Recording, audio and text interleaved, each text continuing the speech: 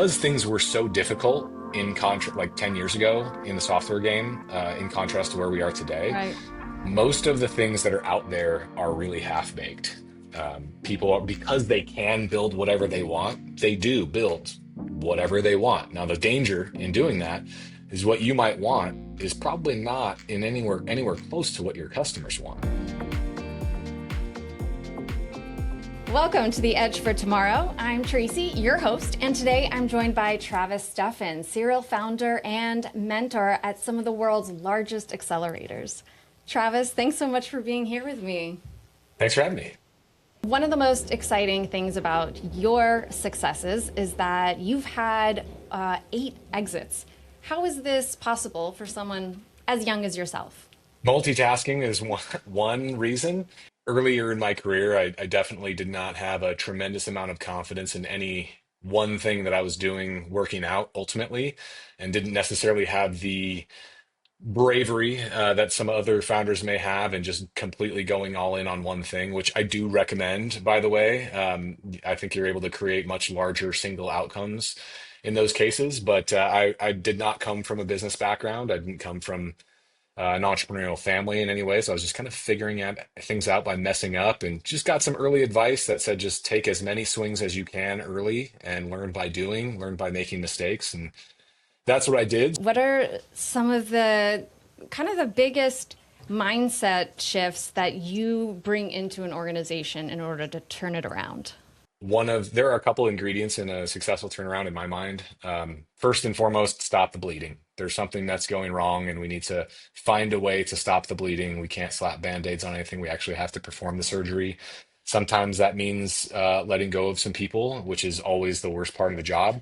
But at times, it's actually good for them and good for the company to make moves like that. The goal there is to kind of buy the company a little bit more time to manage the change that is about to occur.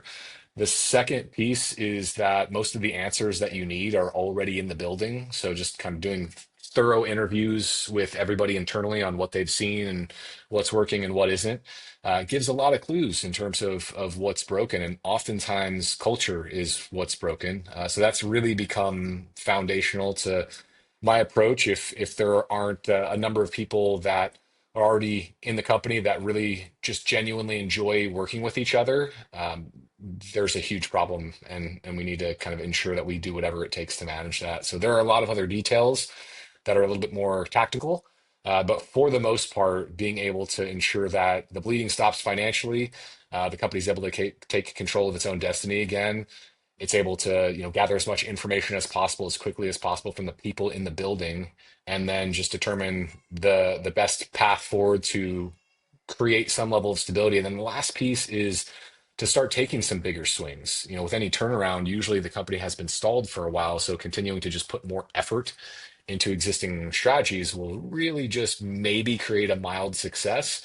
So there needs to be some sort of strategic lift, whether it's consumer pressure on the people that you're selling to, whether it's some sort of viral loop or exponential growth strategy, or anything in between. Something that will add a zero to the dashboard. We usually call this Project Zero. Anytime we have to implement this, is like what is actually going to add another zero to the dashboard at the end of our numbers, rather than some sort of incremental 10% month over month improvement. I usually try to have one company that I founded and one turnaround going at any given time. It's a completely different skill set in either case. The role of the founder is essentially you're doing everything. The role of the CEO, especially as a turnaround CEO, you're doing very narrow things from kind of a high level view, and those things. And Fred Wilson from Union Square Ventures said it best, or he said, a great CEO does vision and strategy, hiring, recruitment, and employee retention, and making sure enough of money is in the bank. Everything else that young startup CEOs are doing are usually in the founder lane, which is just a gap filler. You're doing whatever it takes to win. As a Right. turnaround, CEO, that's not the case. So the scope is a lot more limited in those cases. You're going to have a pre-built team in many cases. Sometimes you have to replace people, but you usually don't have to bootstrap up to some level or anything along those lines. So it's a faster path and it's a completely different problem set. So yeah, I started my career as a founder, and I've always really been one. There have been seasons where I've just been a turnaround CEO for a couple of years at a time, but I prefer to kind of have something that I'm personally, founding at any given time as well. Being a founder and having a startup, you have more options. Is there something around like your personality that you can have these two to kind of balance it out versus like opportunity, creativity versus how to make shifts as quick as possible? Personality wise, I think comfort in a large amount of uncertainty and in a really stressful environment would be a key ingredient for that. It's one of the most stressful things that you can do in working life is to, be a founder or be a CEO. Everyone essentially is relying on your decision making and your ability to show up as a leader and a decision maker to feed their family and to kind of give them a level of certainty every day. And it's quite the burden for those who aren't used to it. So folks who have this vision of what it is from maybe watching TV or movies or having seen it from afar as they're playing maybe a subordinate leadership role within an organization, they might see that CEO role and say, like, that's the one that I want because it's the sexiest title and it feels really important. And I actually think that people who step into that role might not necessarily know the cognitive or psychological burden that one carries there. So being able to have a lot of other people in the organization from a leadership perspective that kind of share that burden is a critical ingredient to success. I never, ever am a solo founder in anything I ever do. Kind of made those mistakes early in my life, and some people are cut out for that. I'm not one of them. I thrive in multiplayer games. So if I'm coming in as a turnaround CEO, the number one most important thing that I always say is I want to retain the prior CEO. A lot of times it's like a hostile board situation. There's a problem with the CEO. There's so much legacy knowledge in that person's mind that's going to accelerate and dramatically Wow. improve the likelihood of success. The first call I ever make is just calling that CEO and say, look, I am not here to make you look bad. I want to deliver a great outcome for and with you. I might be getting tapped to take on this particular role, but I want you here. And oftentimes that founder might have been really great in product or really great in sales or, really great in some other aspect of the business, and allowing them to really step into their zone of genius without the heavy burden that they've been carrying, especially if they're burned out. Being able to create that relational connection first, just that one piece, by the way, they're going to be loyalists to the former CEO always. And so there end up being early faction wars, so to speak, if that person is in any way seen to have been ousted. It's just going to sabotage culture, and that's something that a turnaround company cannot afford. So it's just not one that I would want to take. Right. And I think that looking into your company, Rivado, tell us Mhm. about why this probably has been the thorn in your side for a while now, that Mhm. you seen there needs to be a better solution out there. The exponent in the equation of growth. It's the king or queen of all growth metrics. There is nothing else that matters more, and it's not close. Ultimately, if you can't keep your customers paying you and you can't keep them happy, you don't really have a business. It's just, but you're buying time. As kind of the idea for Rivado was percolating, it actually didn't start with churn. It started with a business model. We said, wouldn't it be cool if there were a business that only charged for positive outcomes that directly delivered money that wouldn't have existed for the founders that we serve.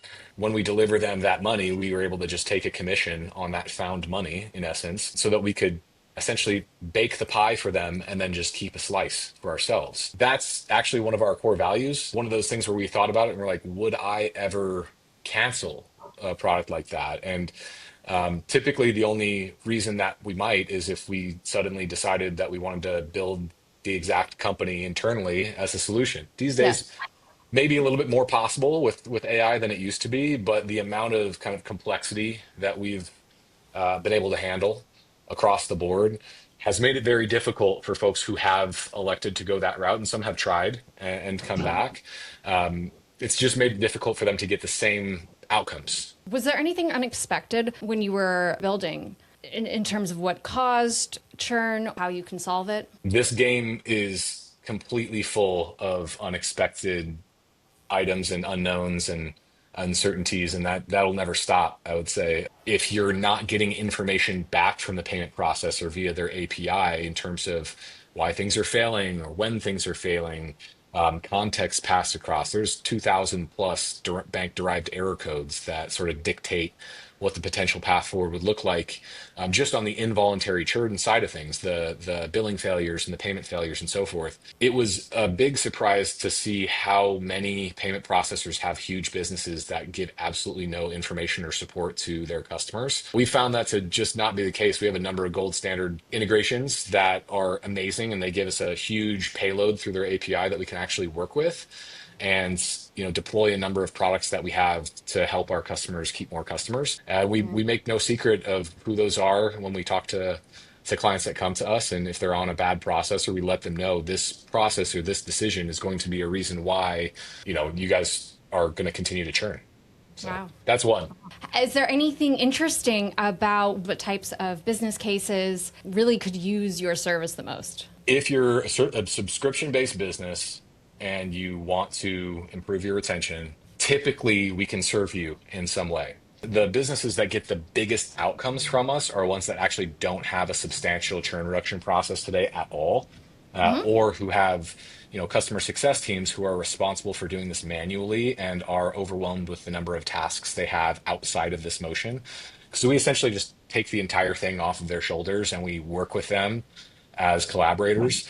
Any services-based business that has a subscription component, online education, coaching, things like that. We have a lot of real estate folks. We have a couple lenders, all sorts of structures that have some sort of recurring billing set up if failures are happening. But also on the voluntary side of things, we want to implement some of our tools inside the product so we can see how people are using them or not. And if we see a lack of engagement, for example, we can get out ahead of churn. If we see usage patterns that are specific to one segment or another, we're doing clustering behind the scenes so we can actually bifurcate, the paths to success based on those segmentations. Lots of really unique options for the average client, because usually churn is happening for completely different reasons for one company than they are for another company. So for us, it's just about identifying what those variables are and giving them the products to support them in the ways that they need it.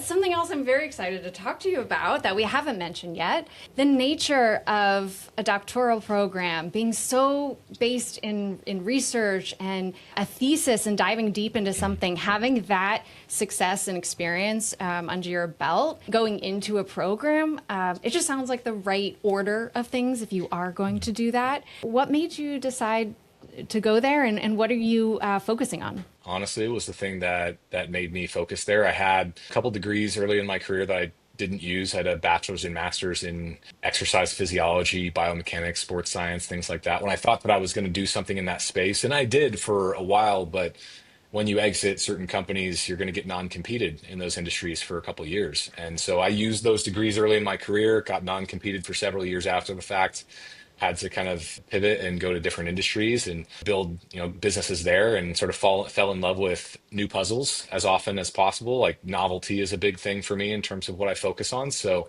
then when I leveled up to a DBA program, it was a very similar finding. The vast majority of the things that I was studying, there were some things that, I picked up, but for the most part, one of the reasons that I went down this path was I wanted to figure out what people in academia knew that I didn't. I just wanted to get a feel for, a lot of people will really highly tout the PhDs that they hire, for example. And I found that in some cases that can be really, really useful. So for me, I think the credentials are important, just more so from an authoritative perspective. You don't give that same level of credibility with someone that has a ton of experience, for example, in the field. You typically reserve that for someone who has the right letters in front of or behind their name.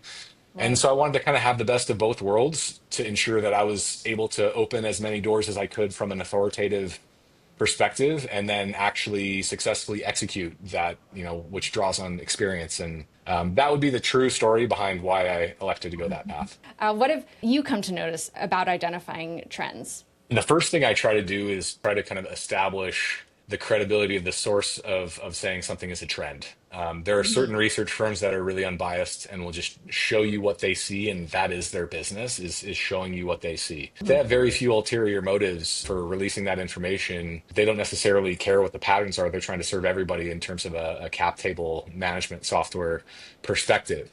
So I see that data and I think this is truth. Now, if I go and hear about trends that are related to a specific type of business and I realize that that person is running that exact type of business, I now think this person has a direct interest in me believing that this is a trend, and they might try to be maybe overinflating some things here and there, because every single business owner is going to tell you that their business is the greatest thing in the history of humanity, right? That's part of the job of the founder. Just being careful on who you blindly listen to on the trend side of things is important. And also the follow-up question would be, who is the trend actually for? Being able to notate, what are the trends versus why do you want me to pay attention to them is, I think, an important question to ask. But what are some of the ones that you think are really relevant in the beginning of 2026? Yeah, I would say first and foremost, a lot of the tried and true methods of new customer acquisition, for example, the go-to-market stack, as they say, it's kind of collapsing these days. It's kind of similar to what happened in the movie industry maybe a couple decades ago when the Mm-hmm. shift was made from film to DSLR. Suddenly it was exponentially cheaper to make movies than it used to be. The barrier to entry and the barrier to efficacy are way lower in software than they have ever been because things were so difficult in contrast like 10 years ago in the software game, in contrast to where we are today. Right. Most of the things that are out there are really half baked. People are, because they can build whatever they want, they do build whatever they want. Now, the danger in doing that is what you might want is probably not in anywhere close to what your customers want. Realistically, is it going to be super likely that you're going to create a very large and successful business when it's just you in a room having an idea from your own brain and not getting out there and talking to customers and iterating and having kind of an unbiased view of what they want and the experience that they need? How married are you to your vision? A lot of people really overinflate the importance of like the founder's vision, in my opinion. And if I asked my customers what they wanted, they'd ask for faster horses. I hate that quote. Personally, I think it's really asinine, because the easy follow-up question that Henry Ford likely would have asked is, why do you want them? Right? And then using the outcome to create the mechanism is usually why we surveyed the customers to begin with. Like from a product management perspective, is what do you actually want to accomplish? I'm not going to tell you exactly. I might want the information of how you envision it happening, but I'm Right. not going to take that verbatim. I'm going to say, how can I actually get you from point A to point B as fast as humanly possible, without horses, Right. right? So that's, Yeah. from my perspective, kind of setting the stage for viral loop. And so what I would recommend from the very beginning for many founders, and it's not appropriate for every business, but it's worth going through the exercise of figuring out how I can expose more of my prospective customers to my product when some of the customers I have use the product, like from a collaborative perspective or from a communicative perspective. So that's a long-winded way of saying try to build a product that encourages others to use the product through use. Is virality a concept that's important for every founder to think about? Not for every founder. I mean, more often than not, and going viral has a completely different meaning these days. It talks about like social media, right? Right. Maybe talks about videos on YouTube. Realistically, the company that's going viral in the architectural sense is YouTube when you're sharing those videos. And the video might get a lot of love, but that's just the viral media. Almost, if we think about the lens of epidemiology, it's a viral mutation. It's just like a nuance that allows the spread to continue. When there's like a new video in YouTube, for example, there are a lot of businesses that don't necessarily have an inherently viral product. Hmm. And most of them don't, because if you have an exponential growth story, it can't last for very long. Like mathematically, it can't. Right. You're gonna start to reach, carrying capacity for that Right. particular market. So the best you can do in most cases is create what's called a viral amplification factor, which just gives you effectively a discount on your paid acquisition strategy. Because instead of paying, $50 for one customer, let's say if one customer invites on average 0.14 customers, then you're essentially getting a 14% discount on your acquisition spend because, Right. every 4 or 5 customers that you bring on will bring another one with them. And that can be a huge difference maker from an economics perspective on the marketing front in a hyper competitive market. Social media could also be the fail of trying to monetize. It has to be related to a business in some sense. Yeah, it ties back to retention, oddly enough, to close the loop. If you have not yet cracked mathematically healthy retention, a viral loop that is effective can kill your company. It's Mm. happened a number of times to a number of businesses in Silicon Valley, for example, where you have poor retention, but the founders are just kind of kicking that can down the road, something they don't want to focus on. Acquiring new customers seems like the solve. But if retention continues to be poor and you start to really kick off with a viral loop again, if it's a compounding growth story, it's temporary, mathematically speaking. You're going to saturate the market soon. And as soon as that happens and growth starts to level off a bit, that retention rate that is not great starts to really kick in on a percentage basis, and your growth story starts to go negative. Full fit for your market, model, channel, product, and message all need to kind of bi-directionally fit together with one another. And when that's the case, suddenly you can start to experiment with viral loops in a product and actually have it be an enhancement to your growth story.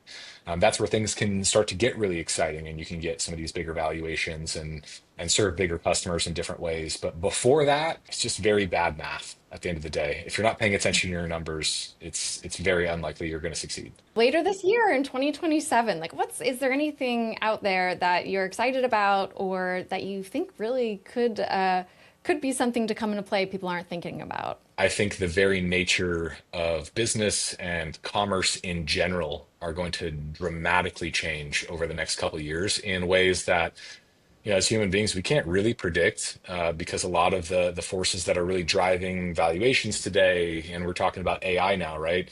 A lot of the factors that are evolving more quickly than the human mind can truly keep up.